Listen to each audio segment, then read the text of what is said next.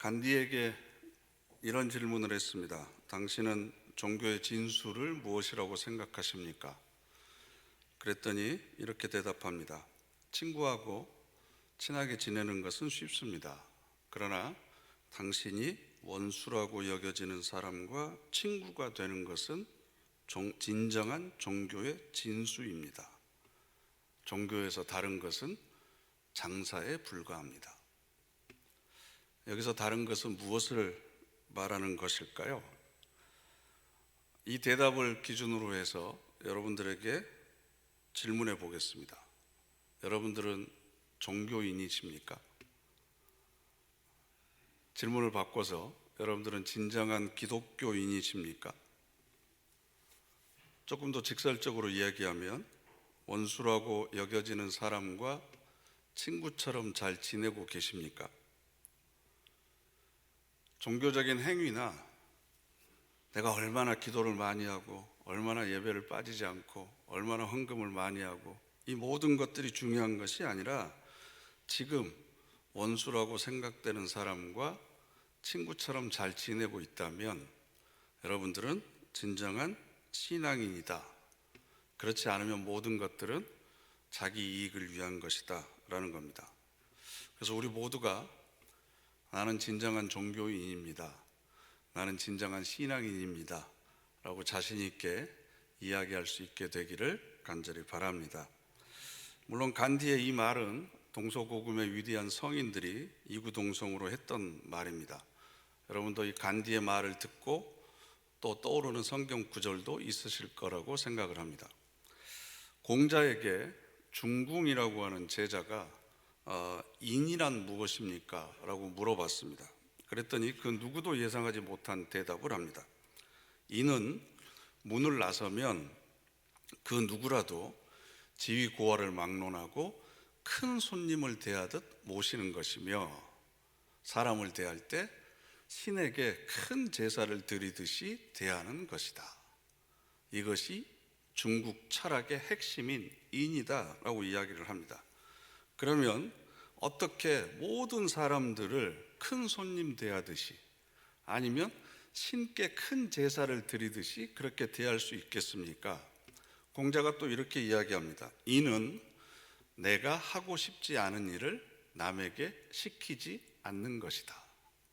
여기에서부터 출발한다. 내가 하기 싫은 일은 남에게 시키지 않는 것, 여기에서부터 다른 사람을 큰 손님처럼 신처럼 대하는 것이 시작된다라고 이야기를 합니다. 내가 하고 싶지 않는 일은 남에게 시키지 않는다라고 하는 이런 소극적인 공자의 태도보다 성경은 훨씬 더 적극적인 것을 우리들에게 이야기합니다. 즉 내가 받고자 하는 대로 먼저 남을 대접하라. 그래서 지난주에는 마태복음 말씀을 읽어드렸는데 누가복음 6장에 보면 이런 말씀이 있습니다. 남에게 대접을 하고자 하는 대로 너희도 남을 대접하라. 너희가 만일 너희를 사랑하는 자만을 사랑하면 칭찬받을 것이 무엇이냐? 죄인들도 사랑하는 자는 사랑하느니라. 죄인들, 하나님을 모르는 이방인들도 나를 사랑해주고 좋아해주는 사람들은 똑같이 사랑해준다라는 거죠. 그러면 우리는 차원이 더 높게 나를 싫어하는 사람, 원수까지도 사랑해주고 내가 그 사람한테 대접받기 원하는 것을 먼저 대접해주는 것, 이게 사랑의 출발이다. 심지어 골로새서 3장을 보면 이렇게 이야기합니다. 무슨 일을 하든지 마음을 다하여 주께 하듯 하고 사람에게 하듯 하지 말라. 무슨 일을 하든지 이 표현 속에는 모든 사람에게 어떤 상황에서도 라는 의미가 포함되어 있습니다.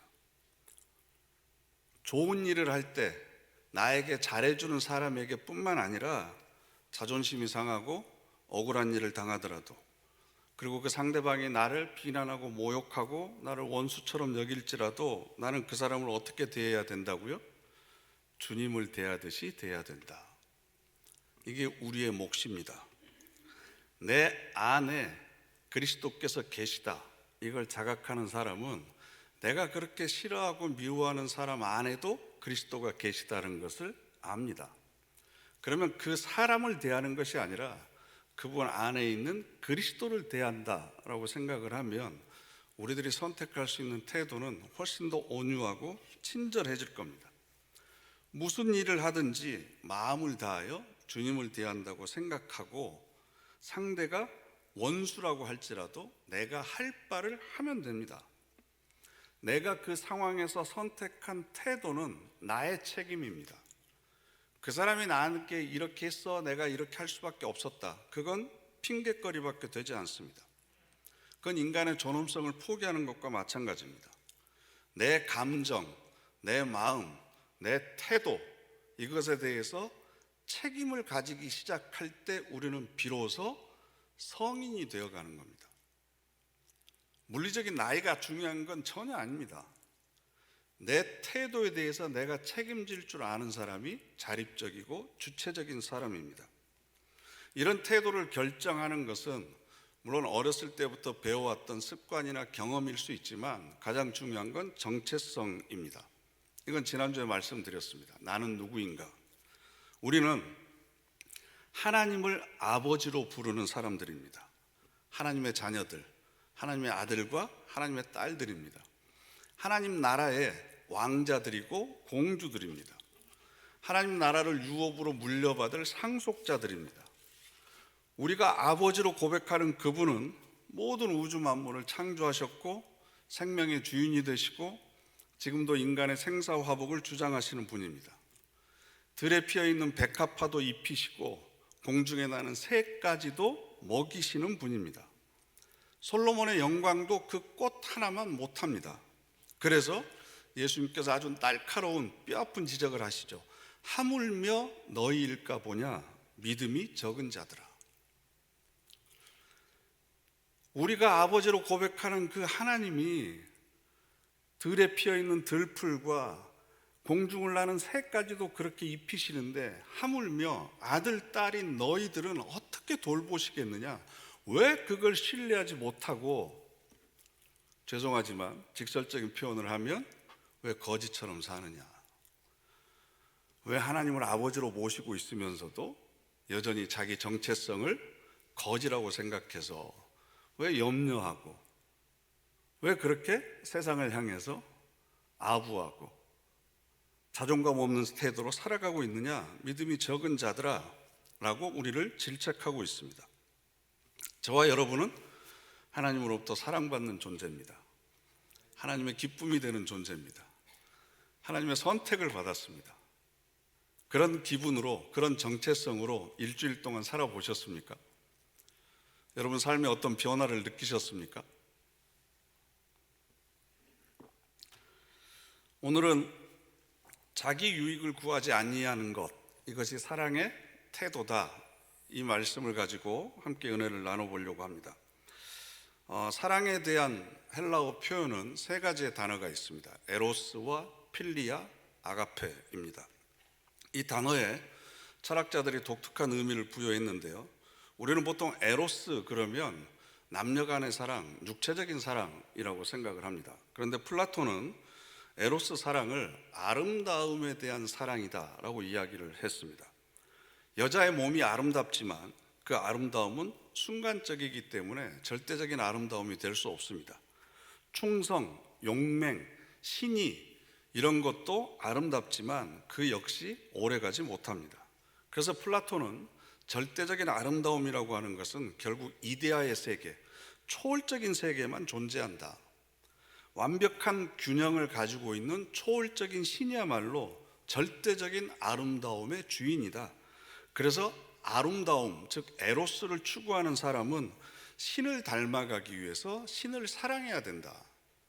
그래서 이 에로스의 사랑을 신에 대한 인간의 사랑, 절대적인 아름다움, 궁극적인 아름다움을 추구하는 인간이 신을 향해서 사랑하는 것, 즉 아래에서 위를 향한 사랑, 이렇게 정의했습니다. 아리스토텔레스는 필리아의 사랑에 대해서 인간끼리의 사랑, 친구 사이의 사랑이라고 우리는 단순히 알고 있는데, 이 필리아의 사랑은 일단 호의, 서로에 대한 우정, 따뜻한 마음에서 출발을 해서 일치, 서로의 마음이 하나 되는 겁니다. 그리고 나서 선행, 공익을 위한 궁극적인 행동으로까지 그 마음이 확장되는 것, 이게 바로 필리아의 사랑이다.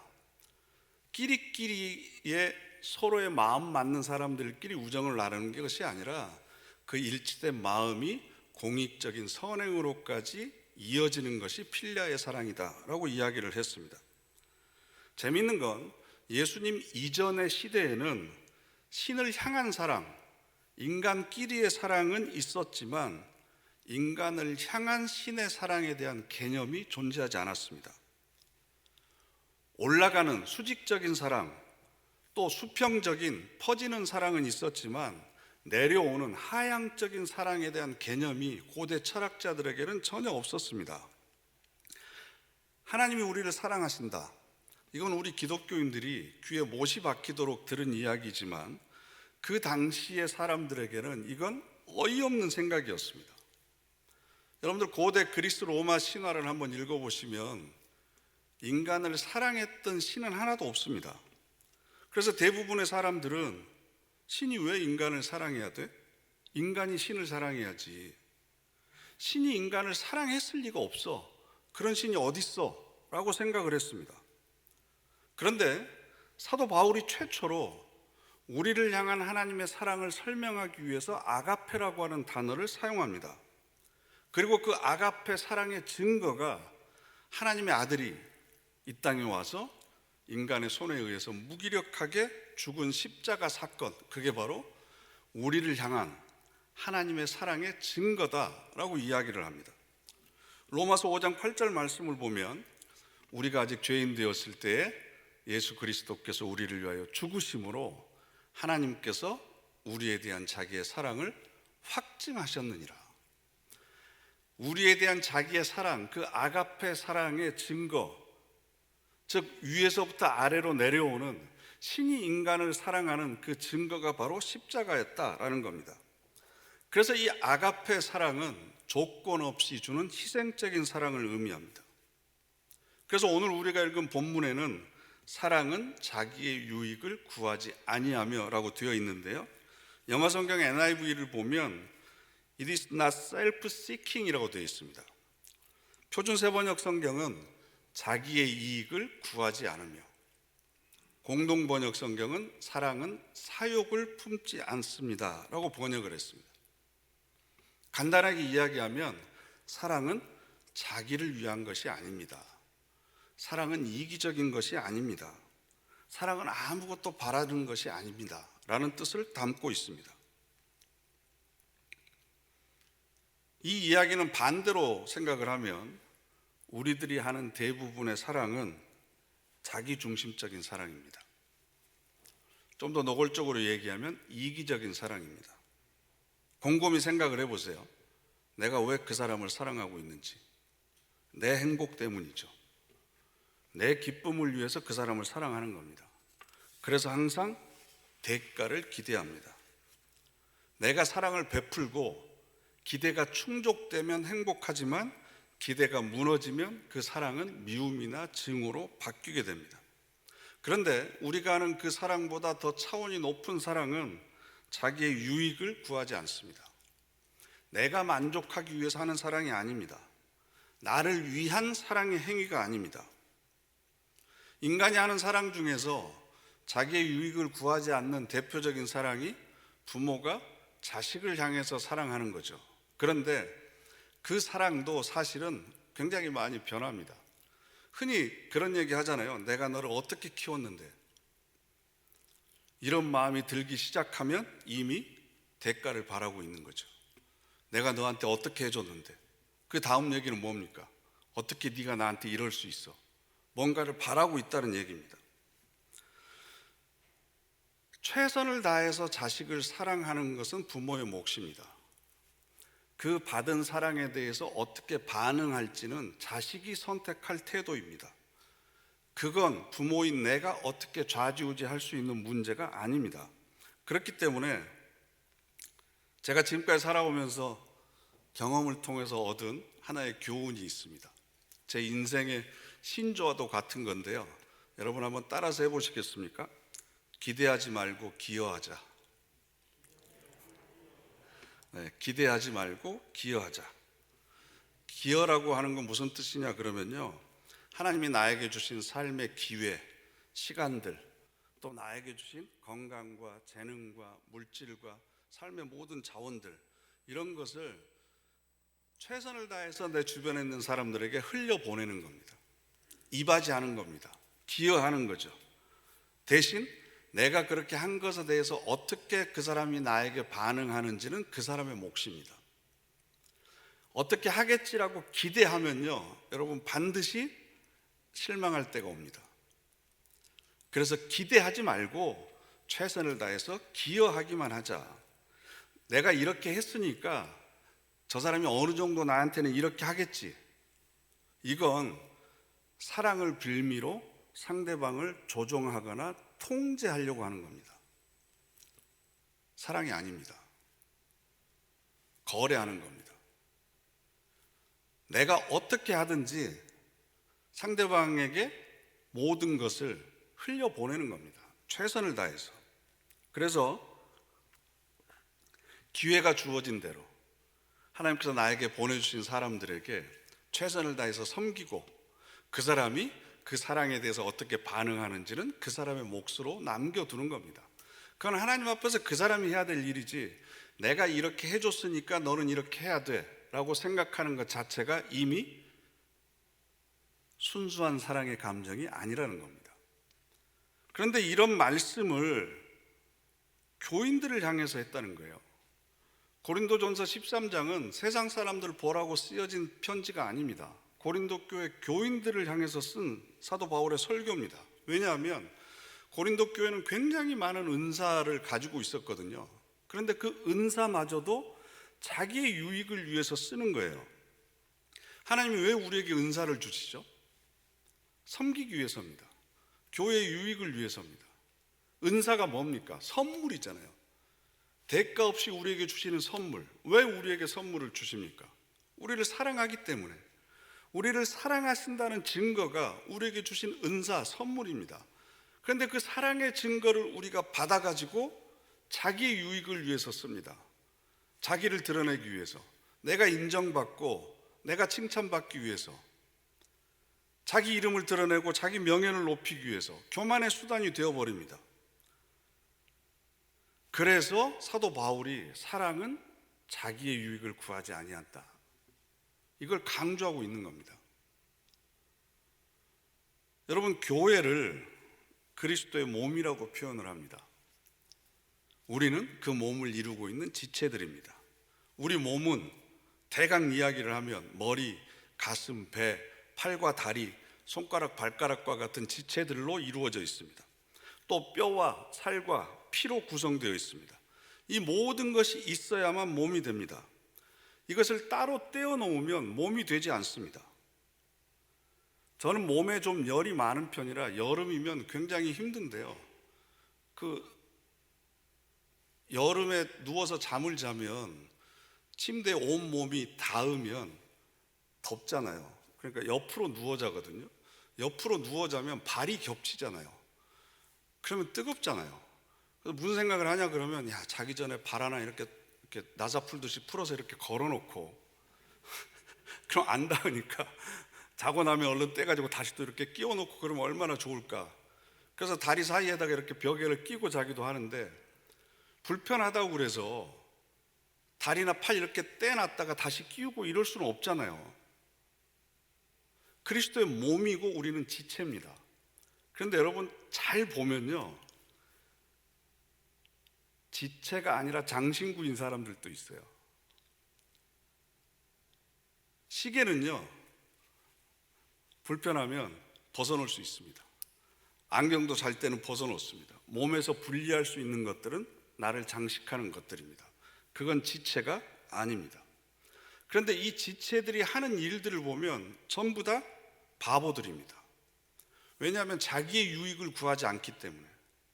예를 들면요, 제가 지금 배가 고픕니다. 위가 비어 있습니다. 그럼 어떻게 합니까?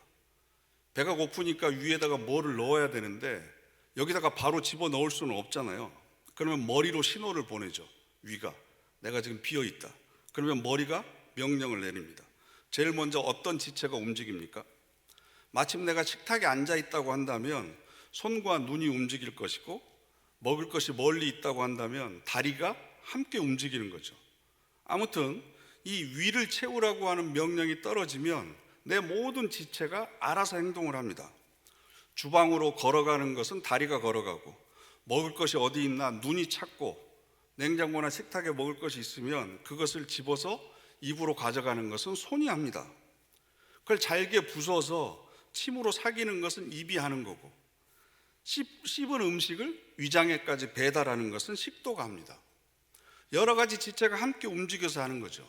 그런데 왜 이걸 바보들의 모임이라고 하냐 그러면, 각자 하는 짓을 생각을 해보세요. 아니, 배가 고픈데 왜 다리가 수고를 합니까? 위장이 비어 있는데. 손이 하는 일을 생각을 해보세요. 맛있는 음식을 집어서 먹기 좋게 만들어 가지고 고스란히 입 안으로 넣어요. 손으로 주물럭주물럭 하고 있다고 해서 위가 채워지는 것은 아니잖아요. 그런데 우리 이빨이 하는 일을 보면 더 바보스럽습니다. 들어온 음식을 열심히 씹어서 한 조각도 자기의 것으로 감추지 않습니다. 모두 목구멍으로 넘깁니다. 어쩌다가 맛있는 고기를 씹다가 한 조각 슬쩍 해서 이빨 사이에 끼워 놓으면 영락없이 이쑤시개가 들어와서 빼내버리고 맙니다. 목구멍과 식도가 하는 일은 더 한심합니다. 혓바닥은 그래도 일하면서 맛이라도 보잖아요. 그런데 식도는 완전히 무료 봉사합니다. 음식물을 위장까지 그냥 움직여서 보내기만 합니다. 우리 몸을 이루는 지체들을 가만히 생각해 보면 하나도 제 실속을 챙기지 않습니다. 자기의 유익을 구하지 않습니다. 그냥 묵묵히 나에게 맡겨진 일을 하는데 100% 자기를 위한 일이 아니라 다른 지체를 위한 일을 합니다. 만일 다리가 음식이 있는 곳까지 가는 수고를 하지 않는다면 어떻게 되겠습니까? 야, 위가 비어 있는 거지 내가 힘든 거야? 그래서 손이 일을 하지 않아요. 치아와 혀가 음식을 씹지 않고 분해하지 않습니다. 식도가 음식을 넘기지 않습니다. 어떻게 되겠습니까? 체하게 되는 거죠. 식도가 위로 음식물을 운반을 했는데 위장이 움직이질 않습니다. 그럼 어떻게 되겠습니까? 음식을 담고만 있으면 어떻게 됩니까? 모든 지체들이 수고해서 들어온 음식을 부지런히 씹고 녹이고 삭여서 창자로 보냅니다. 그럼 우리의 장은 우리 몸에 필요한 온갖 영양소를 분해해서 다시 눈과 손과 다리와 혀와 엉덩이와 심지어는 손톱과 발톱에게까지 모든 영양분을 나누어 줍니다. 이게 우리의 몸입니다. 헤아릴 수 없이 많은 바보들이 모여있는 집단이 바로 몸입니다. 자기의 유익을 구하는 것이 아니라 전체를 위해서 수고하는 겁니다. 그런 섬김을 통해서 나라고 하는 생명체가 유지되는 겁니다. 교회라고 하는 생명체가 유지되기 위해서는 자기의 유익을 구하지 않는 지체들의 섬김이 아름답게 조화를 이룰 때 교회는 교회다워집니다. 그리스도의 몸을 이루고 있는 지체들이 자기의 만족이나 자기의 유익을 구하지 않고 서로를 섬긴다고 생각을 해보세요. 그러면 얼마나 아름다운 공동체가 되겠습니까? 지구상에는 그런 공동체가 존재하지 않습니다. 이게 바로 상생의 원리입니다. 다른 지체를 살리는 것을 통해서 내가 사는 겁니다. 세상은 내가 먼저 살고 봐야지, 그러다 보니까 다른 사람을 죽이는 거죠. 몸의 원리는 다른 지체를 살리는 것을 통해서 내가 사는 겁니다. 목사는 평신도를 살리고, 평신도는 목사를 살리고, 어른은 아이를 살리고, 아이는 또 어른들의 힘이 되는 거고, 남자와 여자, 남녀노소, 가진 자와 못 가진 자 이런 구별이 없이 그 사람 한 사람이 살아야만 내가 살 수 있습니다.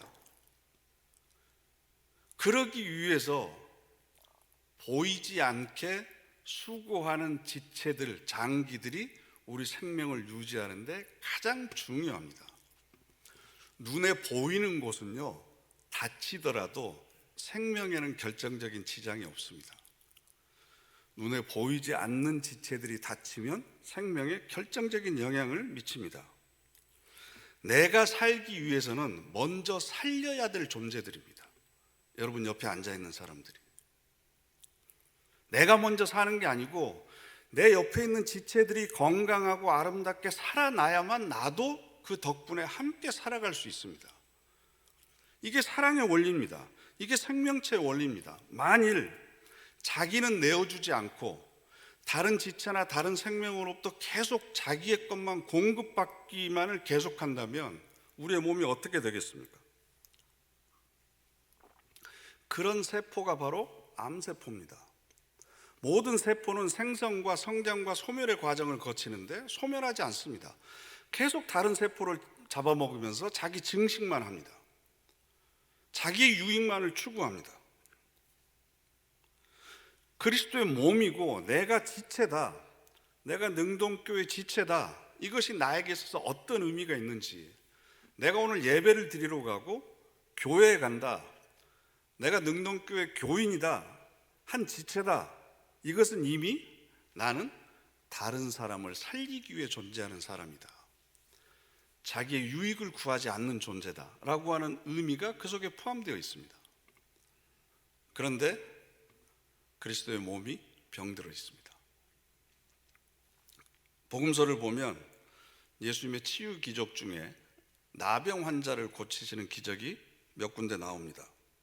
성경에 등장하는 질병은 단지 육체적인 질병을 말하는 것이 아니라 영적인 상태를 이야기합니다. 나병을 옛날에는 문둥병이라고 불렀죠. 한센시 병입니다.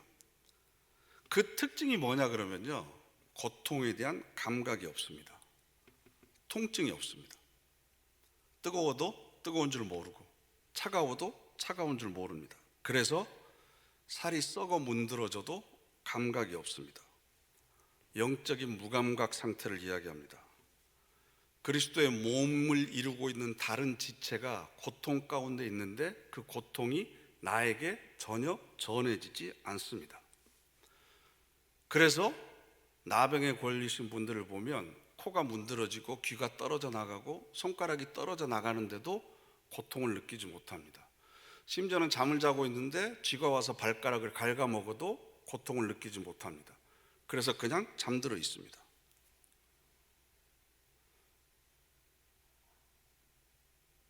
죄송하지만 몇 년 전부터 계속된 갈등과 다툼 때문에 손가락과 발가락이 떨어져 나가 있습니다. 귀가 어그러져 있고 코가 문드러져 있습니다. 그런데 아픔을 느끼지 못합니다. 마가복음 9장 42절 말씀을 보면 또 누구든지 나를 믿는 이 작은 자들 중 하나라도 실족하게 하면 차라리 연자 맷돌이 그 목에 매어 바다에 던져지는 것이 나으니라. 굉장히 엄중한 경고의 말씀을 우리에게 하고 있습니다. 그나마 여기 앉아있는 우리는 그래도 버티고 있는 분들입니다.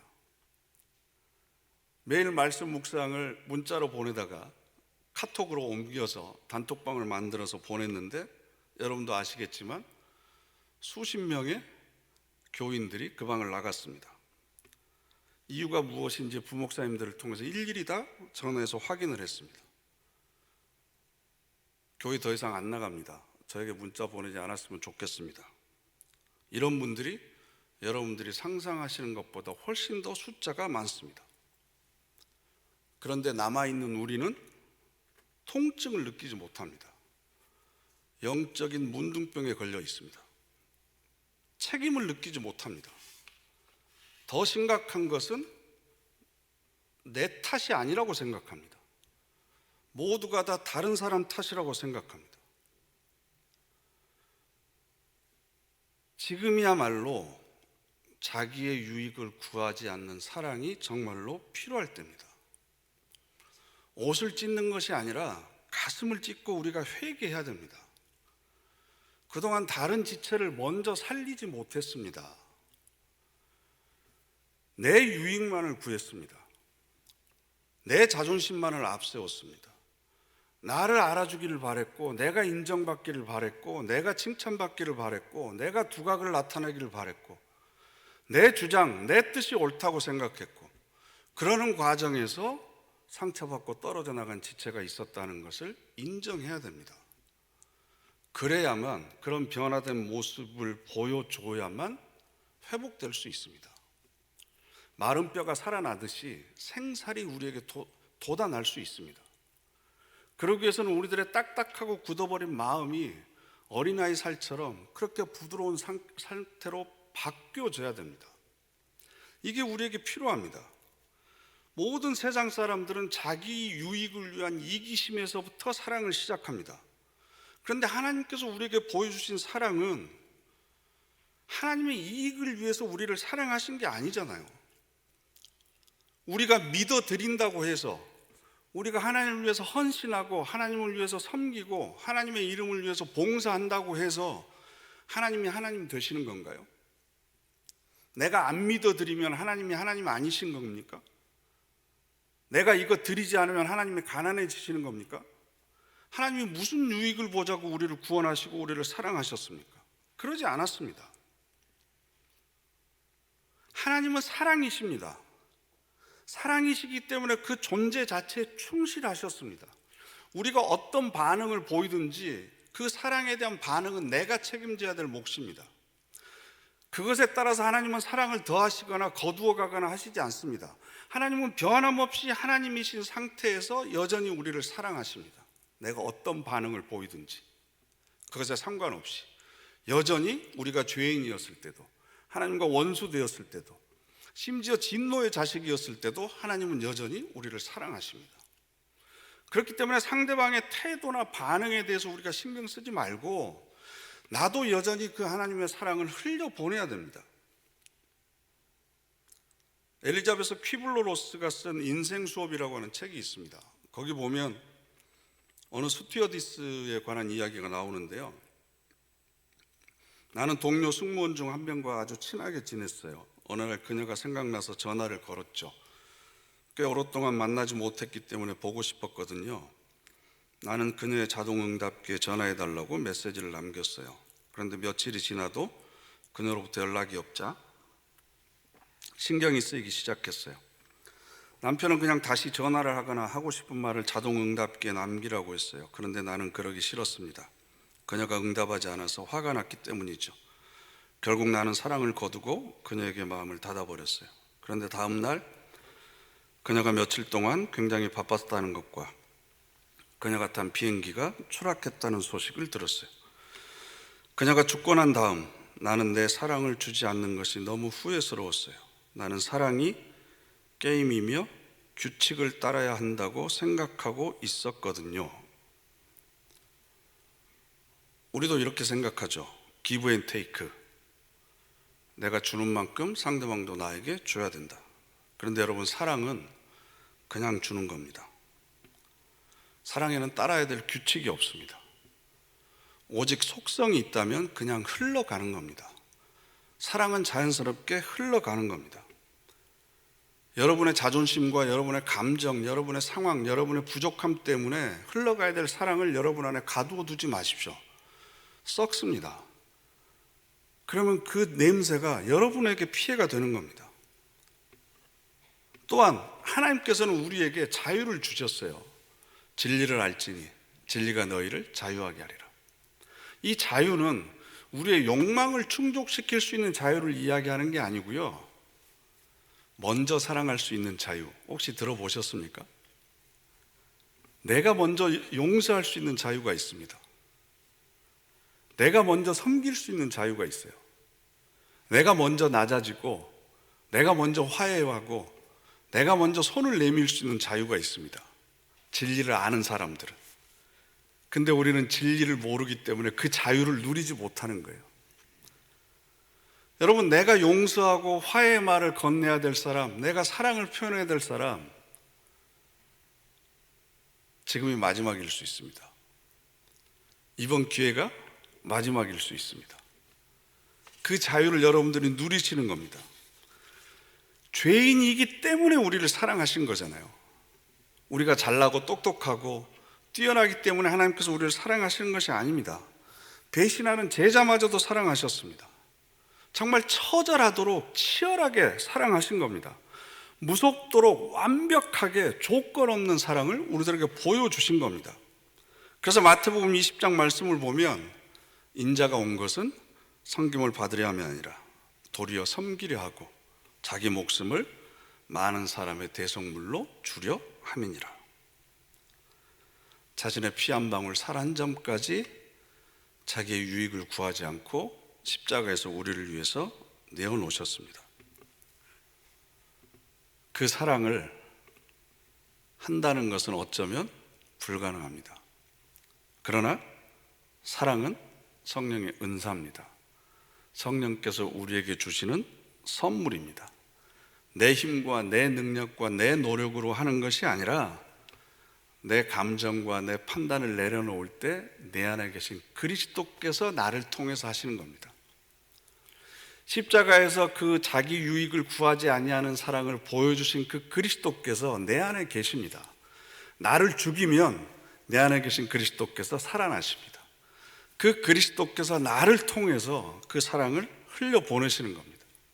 그래서 나중에 우리가 죽기 전에 내가 좀 더 사랑할 수 있었는데, 내가 더 많은 사람을 사랑할 수 있었는데, 이런 후회가 남지 않도록 마음껏 그리스도께서 나를 통해서 많은 사람들을 사랑하도록 여러분들을 내어놓는 그런 저와 여러분 되시기를 간절히 바랍니다. 기도하겠습니다. 이 시간 우리 다 같이 결단의 기도 드리기를 원합니다. 하나님, 그리스도의 몸된 교회의 지체로 불러주시니 감사를 드립니다. 모든 지체가 자기의 유익을 구하지 않고 자신을 내어주며 사랑하는 것처럼 그 사랑의 공동체가 되기를 원합니다. 내가 먼저 사랑하는 자유를 누리기를 원합니다. 우리 다 같이 결단의 기도 함께 드리겠습니다. 거룩하신 하나님, 불쌍히 여겨 주시옵소서. 내 영적인 감수성 못깨기를 원합니다. 성령의 지체가 회복되기를 원합니다. 주여 도와주시옵시고 성령께서 함께 해주시옵소서. 거룩하신 능력으로 해주시옵소서. 그것은 하나님의 사랑이 저희들을 통해서 마음껏 흘러가도록 주여 도와주시고 도와주시옵소서. 하나님께서 함께 해주시옵소서. 하나님과 동행하십니다. 도와주시옵소서. 도와주시옵소서.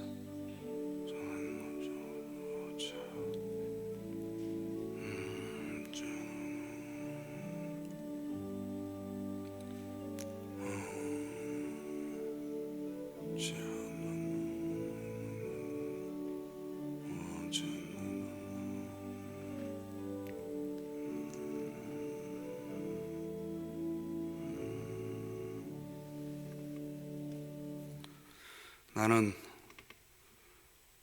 그리스도의 몸을 이루고 있는 능동교회의 지체입니다. 다른 지체를 살려야만 내가 살 수 있습니다. 자기의 유익을 구하지 않는 사랑의 통로로 나를 세워주시고 다른 지체의 아픔을 느낄 수 있는 영적 예민함을 깨워주시옵소서.